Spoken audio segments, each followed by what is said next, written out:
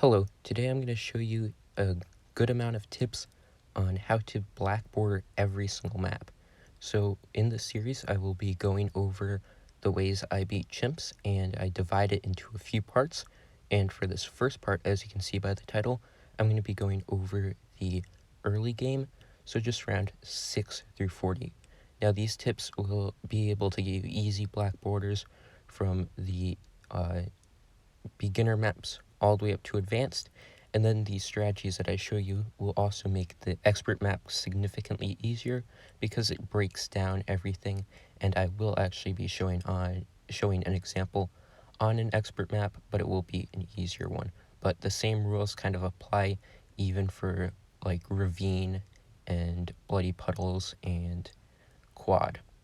So for the early game, we have a bunch of rounds, basically rounds 6 through 40, and there are a lot of rounds that you need to watch out for. Now for the rounds, as you can see, I'm going over rounds that you kind of need to take note of and know what it's on and where it is if you want to be able to beat these maps on chimps. So the first round is 6. That is the round that you start at, and there are some blues and some greens. So basically, with your starting cash, you basically have to take that down.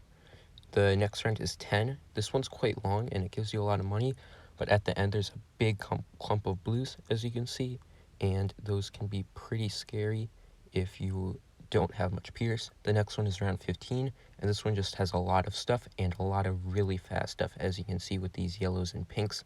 So you're going to need to be able to take out these yellows and pinks before they get too far and kill you. The next round you need to take note of is round 24. That's the round that has the first camo balloon, so you have to have camo defense up before that. Next is 25. 25 is the first purple balloons, so you have to be able to kill those. It's not very common that you have a defense that won't be able to kill purple balloons by 25, but just keep a note of it. The next one is 28, first leads. This one is very important. And then after that, I chose to do not round 31 yet, around 27. I guess I forgot to do this one before, but basically this round, it can be very difficult if your strategy does not have a lot of pierce, because as you can see, there's a lot of balloons and they tend to stack over each other because they're different speeds, so you want to be able to counter that pretty easily with pierce.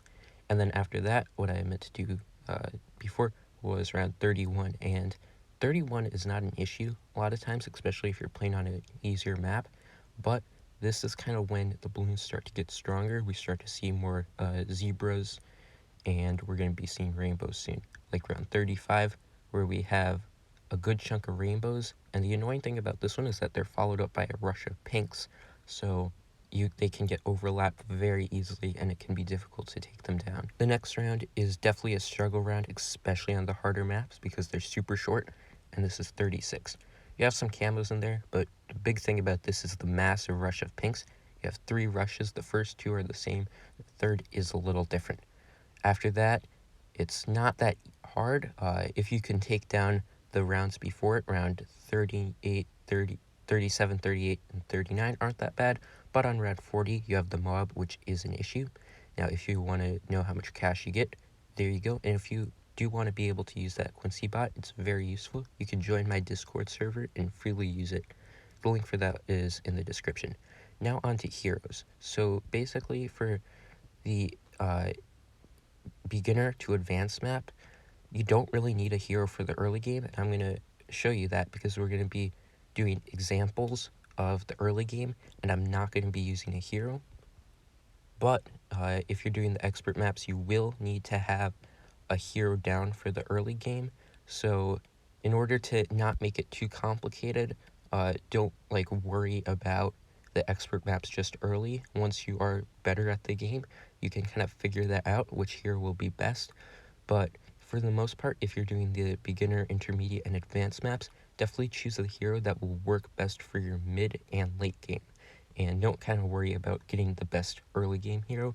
For example, Sada. Sada is not the best mid and late, so don't get her just because she is better than the early game. Although Sada might be a lot better on the beginner maps and the first rounds, getting a hero like Sai or Etienne can make the late game and mid game a lot easier. So I would definitely recommend using your strategy to fit in your hero best during mid and late game, because that's when you will need your hero the most.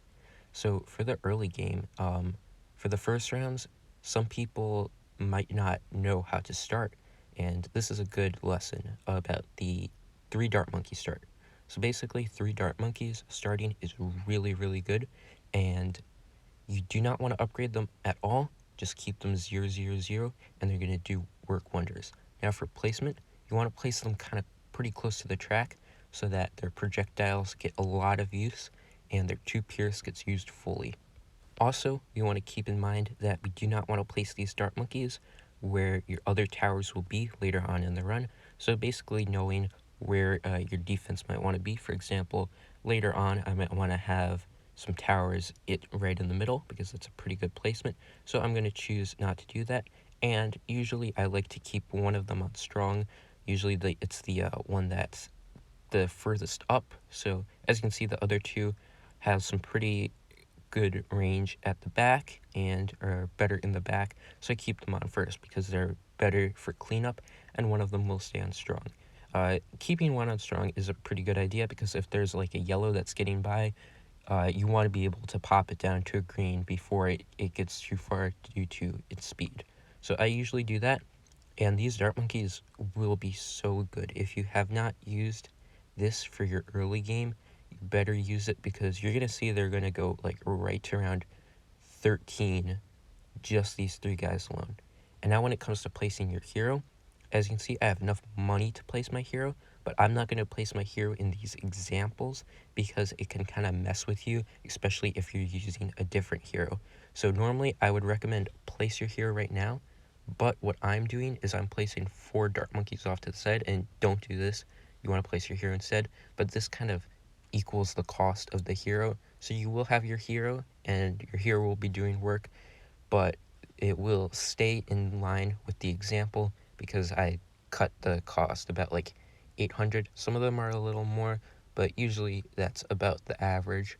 So that will be fine. Now with your hero enabled, these 3 dart monkeys in your hero can go very far, but just to prove that the dart monkeys are very good alone, we're seeing them, just these 3 dart monkeys go all the way to round 13. Of course they can't do this on a harder map, but if you're starting out, this will help tremendously. So we want to go from here into a ninja, and this is the first early game example that I'm showing you. It's pretty commonly known. I will have the 2 others. I'm showing 4 today, but basically for this one, we want to go the Bloonjitsu, and then we're going to be alch buffing it. Very simple, very straightforward, and basically anybody can do this. So I just want to go around doing the discipline, the shurikens, the sharper shurikens, and then get the couch drops, and then from there we can go right into the double shot and then get the alchemist, and it's very easy to do.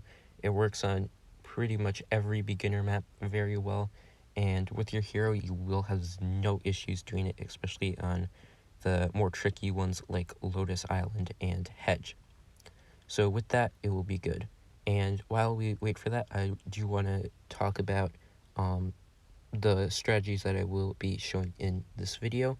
Of course, I'm not showing every single early game strategy because that takes a lot of time, and I want to keep this simple. So instead of like overwhelming you, telling you you should know like these 10 strategies or whatever, it's just 4, and they're very, very effective. I chose the most effective of the 4, and it will be very easy to do, so you will have no issues, and it will allow you to get many black borders. Now going back to the strategy, as you can see, it's time to place the alchemist. As I noted before, leads are on 28, and I'm kind of showing here the best placement for the alchemist. So if you did not know, the Berserker Brew and Stronger Stimulant will buff the closest tower that is to it. So you don't want to place your alchemist in a random spot, and when you do place it, you want to place it very, very close to the tower that you want to buff. So as you can see, it's right next to the ninja, So the Berserker Brew will be going right on the Ninja. The acidic mixture dip unfortunately is random, but that is alright because you don't really have much reliance on it, but you do have reliance on the Berserker Brew because that makes these ninjas much stronger. Now, because the acidic mixture dip is random, sometimes the leads can get a little farther than others, but if you set the alchemist to strong, then the alchemist itself can actually take care of the leads, which is pretty nifty if that acidic mixture dip does not go on the ninja. So this will be fine. We're going to get the Jitsu, and then we're going to get the stronger stimulant, and that will speed right through. I'm doing fast forward here, and I'll do fast forward for the other examples, but if you want to like really see the entire thing at the same time, you can change the speed of the video, but just for time's sake, I'm doing this in fast forward. Now, this strategy can work for pretty much everything, so it's very simple, it's very easy to use. It's, I'd say, the easiest, and if you're really struggling with an early game, this one will work great. Now, the one issue that it has is that it's not the best later on, and it has difficulty going into something else, but if you're doing an easy or an intermediate map, this will just do fine. It's, you only lose like about 10 or 15k from your total budget of 179,000, so it's not that bad, but on some harder maps it might not be as efficient. So I'm going to be going on to the next one, which is a little bit harder to perform, but it's way more efficient, and it's the Submarine and Alchemist. So the great thing about this is that it's very, very good going into the mid game, and if you're doing a sub spam strategy, it's very, very good going into the late game as well, but it is a little bit more difficult to use, and it does not work on all maps. Of course, it does not work on all water maps, that's pretty obvious, but the thing that you need for this is that you need kind of a place where the sub can be in the back, and that's because with the airburst, it's way better to shoot into it than at it, because if you're trying to shoot at the balloons and you have the sub in the front, then the projectiles will be chasing the balloons, and it's not going to be very good. You can test it if you want, but just trust me, having subs in the front is definitely way worse than subs in the back. So what I'm doing is I'm doing a sub dart start. It's pretty simple to do. You just have to have a dart monkey and a sub in a spot that will work well. Again, using up Pierce is best. And sometimes if you cannot do one dart and one sub into the double guns to upgrade the sub, you can get a second dart. It does not really do much, but basically I want to get air burst before 15, and then I want to get the intel, and the intel will allow us to shoot everywhere where there is a tower. So as you can see, I got a simple dart monkey up there in the front, and the intel can shoot straight forward. Now I am going to go for the triple guns right now, just so that we can make sure we get everything. And then for 24, we'll need to get the air burst. No, not the air burst, the dart monkey to the camo detection, so we can just kill the camos. Now, as you can see, again, like last example, I am getting the 4 dart monkeys to represent the hero. So about at that time, I would get the hero, and then I get a sniper, just 100 on strong to kill the leads. The placement does not really matter at all. Just don't put it where you're going to have more towers in the future. And then because our intel is kind of weak, we only have 1 dart monkey. I end up getting 2 more, and I get range on both of these guys, just so that the sub really has full power over this whole map, and that will be very good. Now, the next thing I'm going to be getting on this guy is the alchemist, and the same rules apply for the ninja. You just want to get it as close as possible, but the thing about this is that it's a water tower trying to buff, no, a land tower trying to buff a water tower, so you cannot exactly have them right close to each other, which is why sometimes placement of the sub being close to land is very important, not only for using Pierce, but for this example as well. And like the ninja, I'm just gonna get 400. If you are doing multiple subs, you want to do 401, but just 400 for a single sub works fine. And as you can see, it's very good. It clears that Moab very fast, even without the stronger stimulant. So it's a much more effective strategy, but unfortunately it's a little more difficult to use. Now for this next one, I kind of put you in a weird spot because just to make this very simple, I did not show the early game for this map because it's very weird. It's an oddball early game, and it does a ninja start, which is kind of like the only good way of doing it. But just to make this more confusing, no, just to make this not as confusing, I did not show that because it's not like a start that you will use for every map. But this is the Neva-miss early game. It's also very good, and it really shines on these maps where you have a lot of obstacles because the Neva-miss can shoot straight over them, so it will give you no issues. So for the start, I want to do a ninja. You can use the dart monkeys to start if you're doing this on a regular map, but the ninja, it has good pierce and it can get through like 27 pretty well because the until you have the Neva-miss, the ace isn't very good. So we want to have something just to kind of carry through that. And then I get a 1-0 sniper unstrung, just like with the sub for the leads. And then we can go straight into that ace. Now, as long as you get the ace before round 36, you're usually pretty set. And then we get the alchemist on that. I do get a 3-2-0 alchemist this time because this guy is shooting a little bit faster than the other ones. So just to get more uptime, I get that alchemist. And as you can see, for these maps that have weird obstacles where other towers may not be good, this ace does really well and just cleans up everything.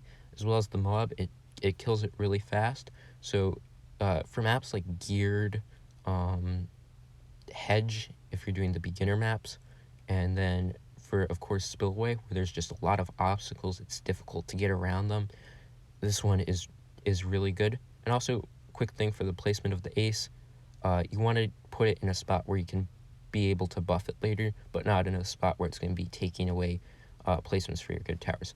So the last one, we are going on to Infernal. Now, Infernal is technically an expert map, but it's not very hard, but nonetheless, you still have to do a more specific early game for it. If you want to do the Heroless, which I am going to be doing, but I will be getting the hero later on, and this basically shows my next example of when we get up to the harder maps, we are going to have to do more specific early games, and it's going to get a little bit more confusing, so you don't have to worry about it until you get up there, but once you get up there, I definitely recommend using a guide for just the early game, just up to round 40, and because after that, you can part different ways and do different strategies, but most often if you're trying to like really find out the best early game, you can spend hours doing it and then come to the same conclusion where you literally have the exact same thing,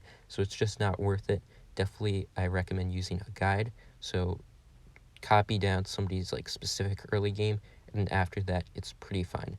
But the strategy that I want to show you after this comes after we kind of do like all this specific first round things, but basically this one is a heli pilot strategy. So I'm going to be getting the heli pilot. It's pretty simple, 302 with the alchemist, and that will be very good, especially for maps that are single lane, so there's no like splits and stuff, and for also maps that are pretty straight and long. So Shoots is a really good one for that. Infernal is really good. High Finance is really good. There's a lot of maps like this that is very good with the heli early game, and eventually Patchy Prime is also really good. So if you're doing like Infernal, for example, or Shoots, a lot of people would definitely recommend using Apache Prime because it's a very solid tower, and it works really well with this heli early game because it goes straight into it very well. So as you can see, I get the heli up.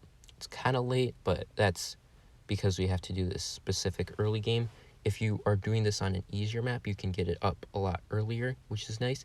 But the thing to note about this is that you will definitely want to place your hero, and it will be a hero that has camo early.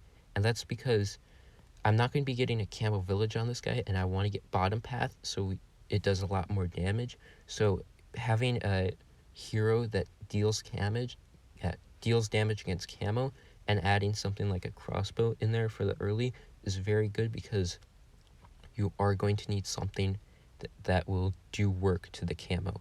Now, as you can see, when it's all done, the Heli pilot does a lot of damage, and with alchemist it will do a lot more damage, and it takes down that mob very fine. So basically the 3 darts into crossbow with hero, and then go into the Heli with your alchemist. If you're doing this on an easier map, that will work fine. But that was just an example of what it's like to do a more difficult map. Now, if you need a helping hand at all, you can go onto my channel and see that I have this massive playlist of just chimps guides, plus I don't know why, but there's a few random videos in there I don't remember putting in.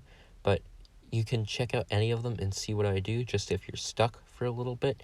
And you can also look at these just to get ideas of how to do this, or what this early game setup looks like on a different map. Plus, we also have guides for the more obscure early games on the expert maps. So if you need help doing those, that will help out tremendously, and it would be really nice if you check them out.